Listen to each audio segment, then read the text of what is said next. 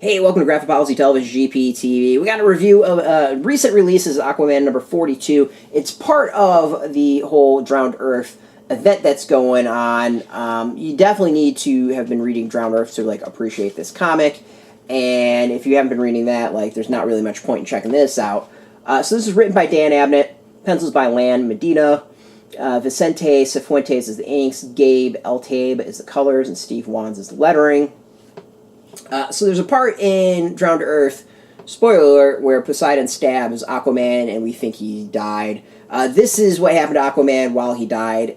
It doesn't quite explain everything. Of course, he goes off into this weird dream thing where he, has to figure out what his role is and the whole point of everything. It's very odd. It's a really weird addition to the story, and even combined with this issue, which takes up after that, it doesn't really make a whole lot of sense. I'm kind of baffled by it, and I've read it twice. It's a very odd tie-in.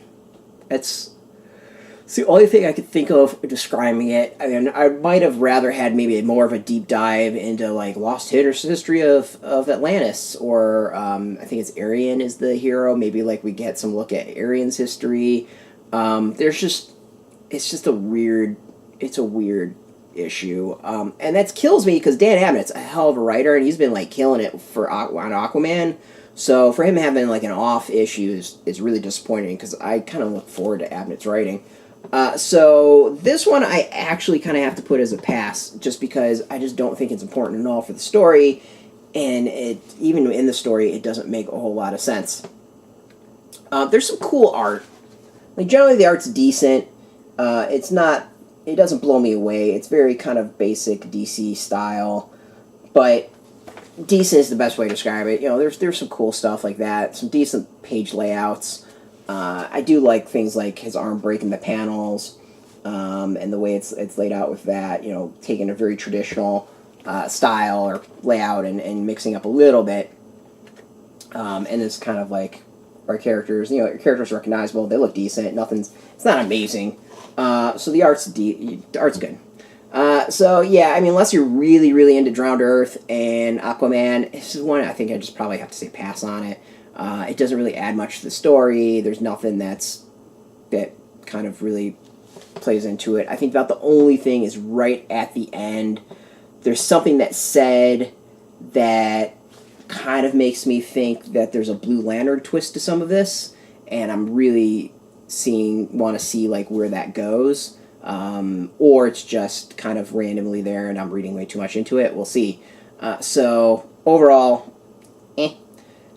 stick with the main story, I think, is kind of the lesson here. It's out in comic shops. You go support your comic shop if you really want this.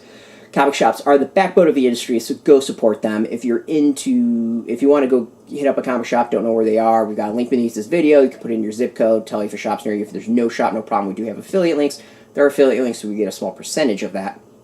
But by doing that, you do support our site, so thank you. Now, if you're into Aquaman, DC, comics in general, check us out every single day at graphicpolicy.com. We're on Twitter, Facebook, YouTube, Tumblr, Pinterest, all at Graphic Policy, keeping it nice and consistent. So until next time, keep reading those comics and keep it geeky.